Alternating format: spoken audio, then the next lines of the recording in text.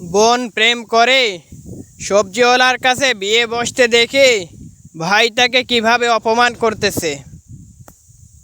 ভাইয়া এই যে এইটা তুমি আমার দোকান। সালাম আলাইকুম ভাইজান। আমার মামা তো ভাই 7 বছর পর বিদেশ থেকে আইছে। তোমার যে বলতাম যে আমার একটা ভাই বিদেশ আছে, অনেক স্মার্ট, এইটাই আমার এই ভাই। ভাইকে নিয়ে এখানে আসলা কেন? বাড়িতে নিয়ে যেলে না?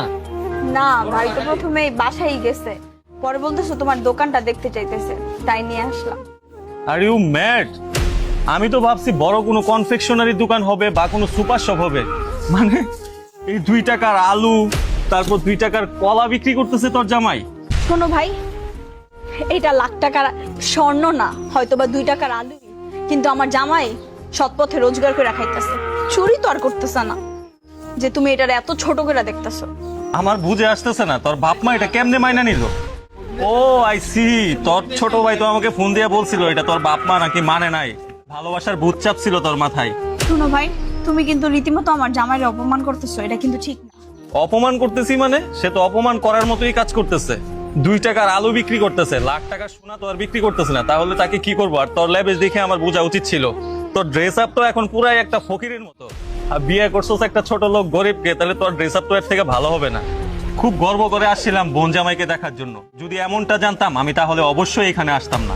আর আজকের পর থেকে তুই আমার পরিচয় দিবি না, তুই যে আমার বোন সেই পরিচয় আজকের পর থেকে দিবি না।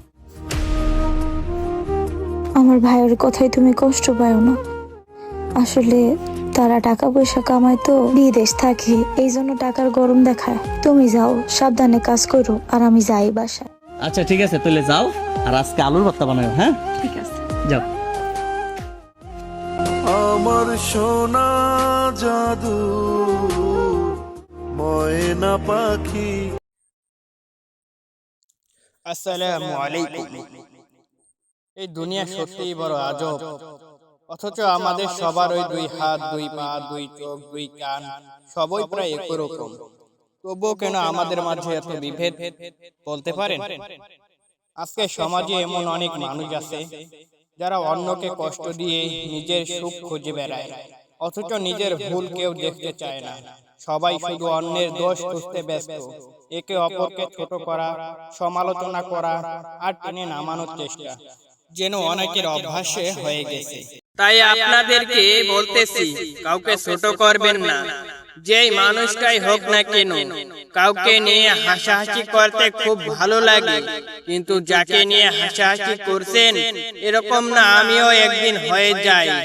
আর এই দুদিনের দুনিয়ায় অনেক বড় রাজা বাদশাও কিন্তু তাদের ধন সম্পদ ধরে রাখতে পারেনি, সব ধুলোয় মিশে গেছে। এরকম অনেক ইতিহাস লেখা আছে, যা খুঁজলে পাবেন। তাই সবাই সব বিভেদ ভুলে এক হয়ে যায়।